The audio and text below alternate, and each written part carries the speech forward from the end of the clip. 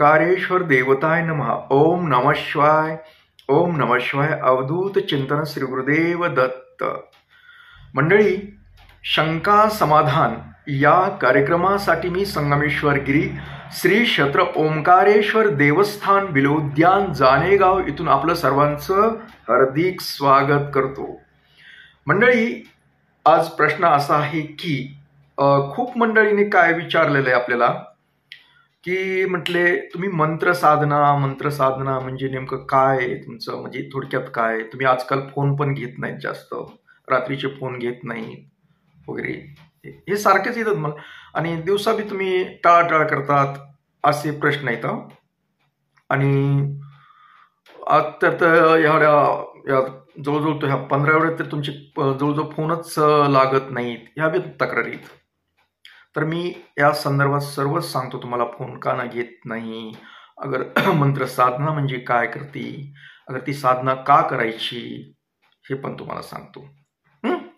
आता समजून घ्या. आता ही अमावस्या होती 30 तारखेला गेल्या. आपण अमावस्या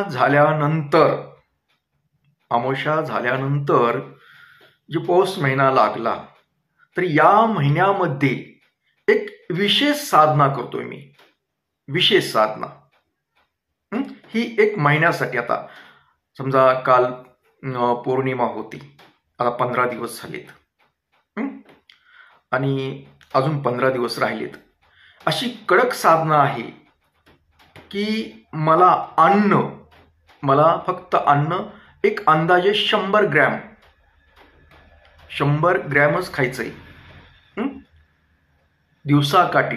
24 तास म्हणाल काय, दिवसाकाठी फक्त अन्न हे फक्त अंदाजे 100 ग्रॅम, त्याच्यापेक्षा कमी असू शकतं, पण 100 ग्रॅमच्या पुढे जाऊ नये, तेवढाच आहार घ्यायचा. मग असा उपवासाचा आहार नाही, कुठलाही आहार चालतो.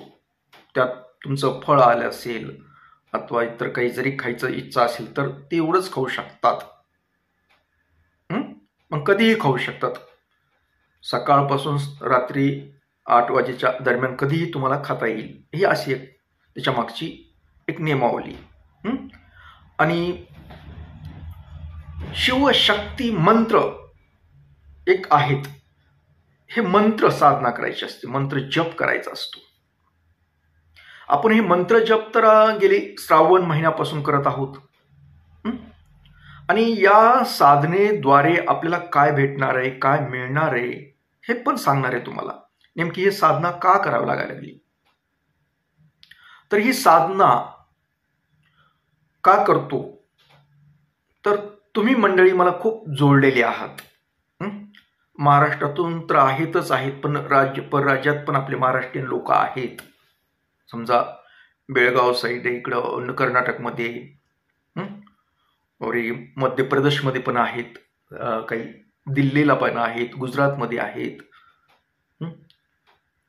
अजून इकडं हैदराबाद साईडला पण आहेत. मला तिकडे नाव सांगता येत नाहीत तुम्हाला. आणि बाहेर पण आहेत, म्हणजे परदेशात पण आहेत. अमेरिकेत, इंग्लंड, पुन्हा दुबई, जर्मनी, अजून जपानमध्ये पण आहे 1-2 जण. अशा बरेच आहेत. तर ही खूप दूरवर लोक आहेत, तुम्ही लोक दूरवरच आहेत. आणि तुमच्या समस्या असतात, तुमच्या काही समस्या असतात, आणि त्या समस्यासाठी तुम्ही मला फोन करता, विचारता सर्व गोष्टी. आता मला इथे बसून, माझ्या या मंदिरामध्ये बसून तुमच्याशी कनेक्ट राहावं लागतं. फोनचं नाही, फोन हा विषय यंत्रातला आहे, पण दैवी शक्ती, मंत्र साधनेद्वारे एक दैवी शक्ती आहे, त्या शक्तीद्वारे कनेक्ट राहावं लागतं. तुम्ही जे सांगताय, तुम्ही जे काही सांगता गोष्ट, तो काय प्रॉब्लेम काय आहे ते तुम्हाला ध्यान धरणं, हवन मंत्र साधनेमध्ये मी डोळे झाकल्यानंतर तुमची काय अवस्था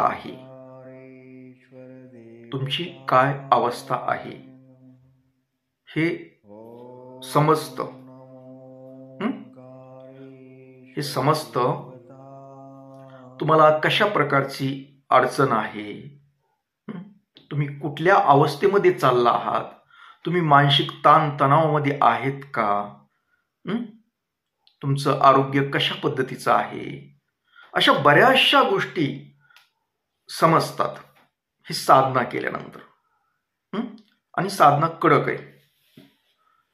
तर मग त्यासाठी उपास असावाच लागतो, अन्न कमी खावं लागतं, म्हणजे नाही जास्त अन्न खाता येत नाही.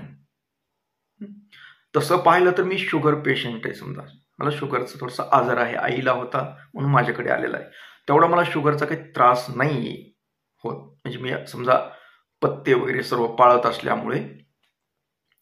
पण नेम असा आहे की शुगरवाल्या रुग्णाने उपास धरू नये असे डॉक्टर सांगतात.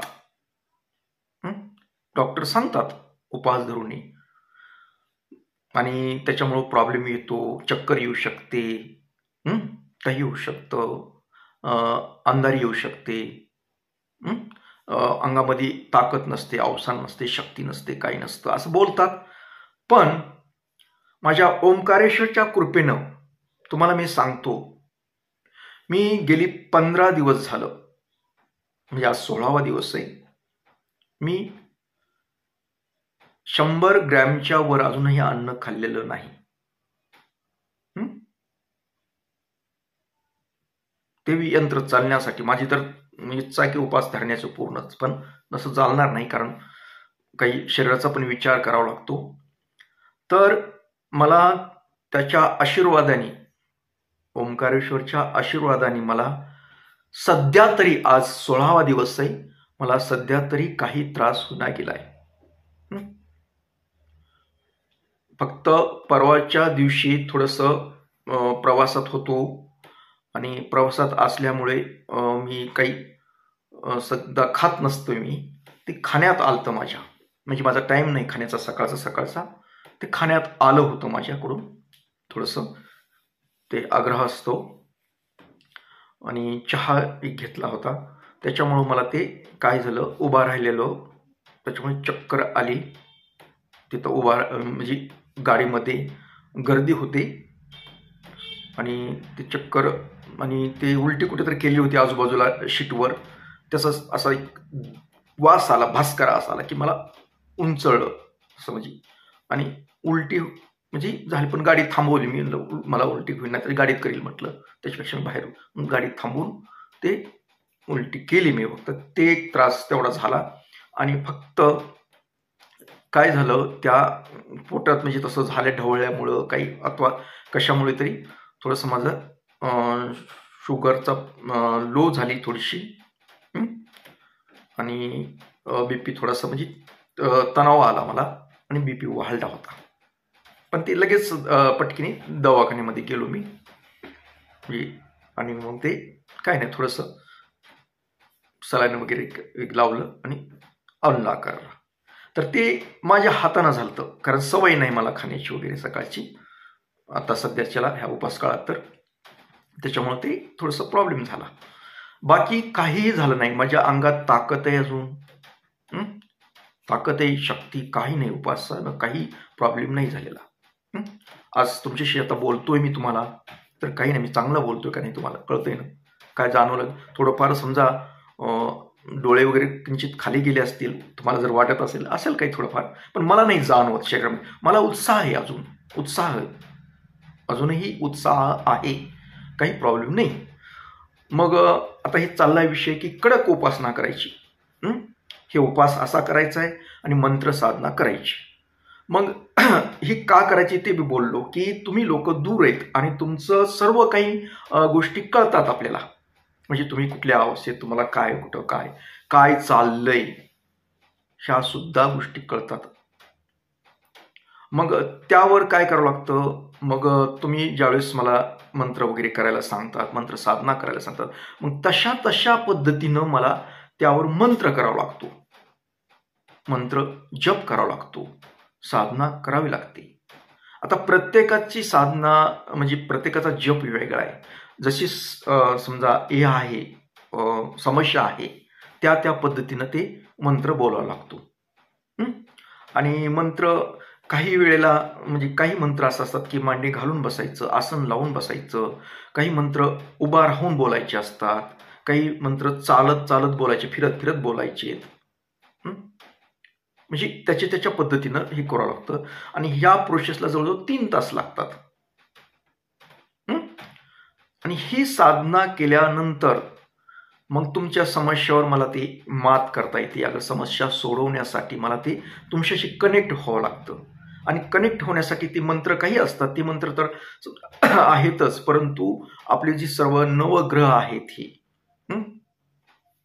समजा चंद्र, सूर्य, तारे, हे समजा अजून हे सर्व काही आहेत आपले ग्रह, राहू, केतू, मंगळ, चंद्र, हे जे ग्रह आहेत यांना आपल्याला अगोदर आव्हान करून त्यांची एक शक्ती, आता विज्ञान ती म्हणतात वेगळं समजतात, पण आमच्या धर्माप्रमाणे ती एक देवता आहे थोडक्यात.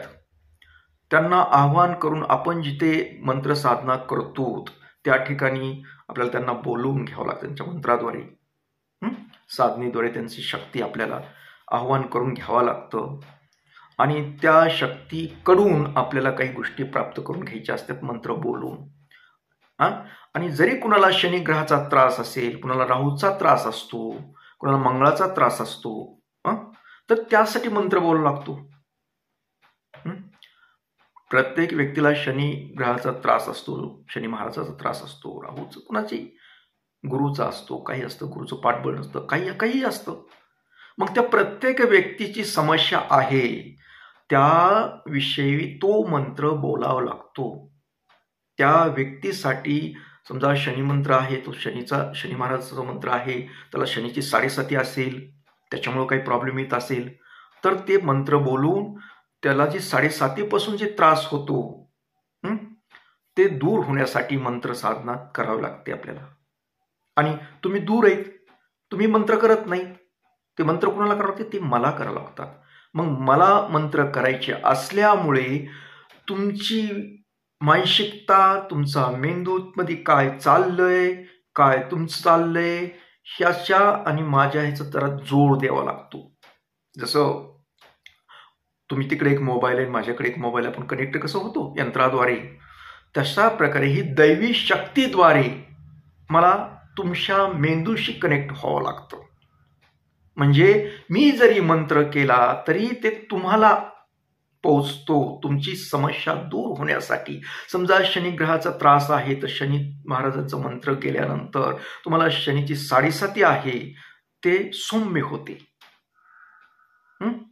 मग हे कनेक्ट होण्यासाठी, त्या गोष्टी तुमच्याशी जोडण्यासाठी, कारण तुम्ही दूरवर आहेत, मग ह्या गोष्टी करण्यासाठी ही कडक मंत्र साधना करावी लागते. आणि कडक मंत्र साधना करत असल्यामुळे मला बऱ्याच वेळेस तुमचे फोनवर मला बोलायला वेळ नसतो. रात्री आपला पहिला टाइम होता 9 ते 10चा, पण आता तो नाही.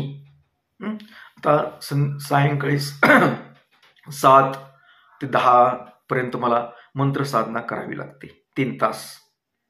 सकाळची वेगळी असते पूजाच्या टायमातली आणि सायंकाळची. मग तुम्ही त्या वेळेमध्ये बरेच जण फोन करतात, त्या वेळेमध्ये फोन केल्यानंतर मी फोन घेत नाही, मग तुमचा गैरसमज होतो, हा का बरं फोन घेत नाहीत. मी खूप वेळा सांगितलं की माझी मंत्र साधना चालू आहे, मंत्र साधना, पण ते लक्षात येत नाही. करतात लोक फोन, बरं असू द्या, त्यांचं काही लक्षात येत नसेल, कदाचित ते व्हिडिओ पाहत नसतील, पण अशा पद्धतीनं माझा रात्रीचा वेळ जातो, त्याच्यामुळे तुमचे फोन घेत नाही. आणि हे उपास्य वगैरे असल्यानंतर, हे मंत्र एवढं बोलल्यानंतर माझी शक्ती वाया जाते ना. मग अशक्तपणा थोडासा जाणवतो रात्रीच्या वेळी, सगळं मंत्र वगैरे केल्यानंतर. मग थोडं मला मन शांत पडावं लागेल, आराम करावा लागेल का नाही. मग तुम्ही तेवढ्यात पुन्हा अजून फोन करता, मग बोलण्याची इच्छा होत नाही तेवढी. म्हणजे समस्या असं, इतर फोनचं वेगळे, काय चाललं महाराज वगैरे, हे बोलणं वेगळं राहतं, पण काहीतरी समस्या सांगितल्यानंतर माझी मनस्थिती ठीक नसते त्यावेळेस. त्याच्यामुळं तुम्हाला एक नम्र विनंती की समस्याबद्दल तरी फोन करू नका. इतर काही बोलण्यासाठी केलं तरी चालतं, काय चाललं वगैरे थोडंसं विचारू शकतात, पण समस्याबद्दल करू नका, कारण माझं मन, अगर माझी इच्छा नसते त्यावेळेस बोलण्याची. तर तुम्हाला थोडक्यात समजलंच असेल की या पौष महिन्यामध्ये हे असे चालले. आता 16वा दिवस आहे, अजून राहिले 14 दिवस. अजून जर पुढे मला करायची इच्छा झाली तर करील ही, पण सध्या तरी हे आहे उपास काळ अजून.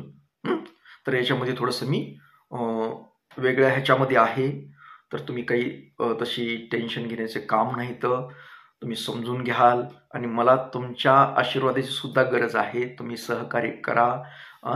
काही माझ्याकडून नाही फोन वगैरे घेण्यात आलं, काही झालं, रिप्लाय देण्यात आला नाही, तर मला क्षमा करा, समजून घ्या असं समजतो. आणि हा आपला शंका समाधान कार्यक्रम इथेच थांबवतो आणि परत भेटतो उद्या सकाळी याच वेळी आणि याच ठिकाणी. तोपर्यंत मंडळी, ओम नमः शिवाय. जय हिंद, जय भारत. सुखी राहा आणि समाधानी राहा.